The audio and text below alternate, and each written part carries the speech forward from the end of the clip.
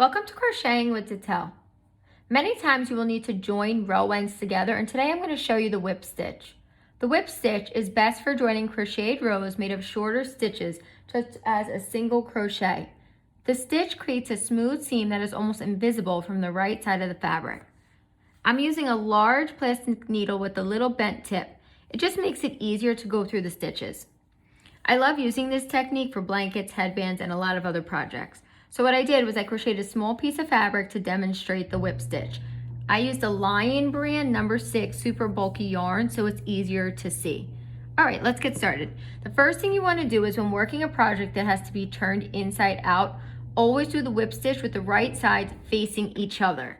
So right side is on the inside. Then the most important part is to align the pieces with the first stitches touching.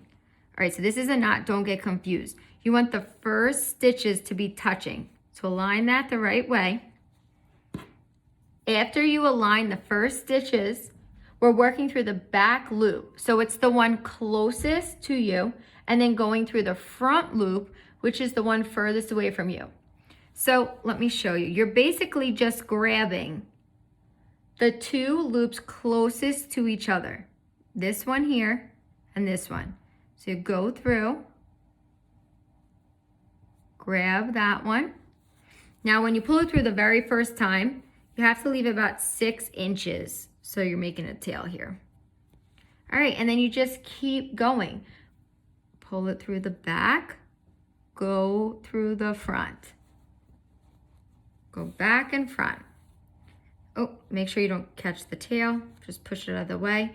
I'm gonna go to about the middle. To show you, go through the back, and go through the front. Okay, keep going. Go through the back, go through the front. All right. Go through the back, go through the front. All right. Now, when you want to achieve a seam that is not bulky, you're going to do it this way. If you want a stronger seam, then you can choose to stitch through both loops.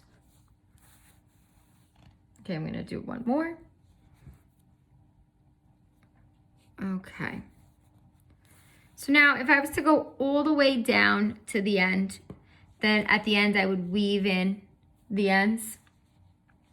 But I'm going to show you what it looks like when you turn your projects inside out.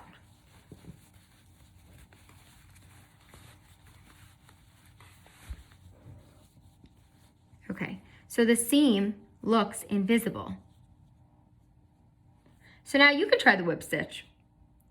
If you haven't done so already, please subscribe to our channel. If you have questions, we'll answer them. If you have comments, we'll read them. See you next time.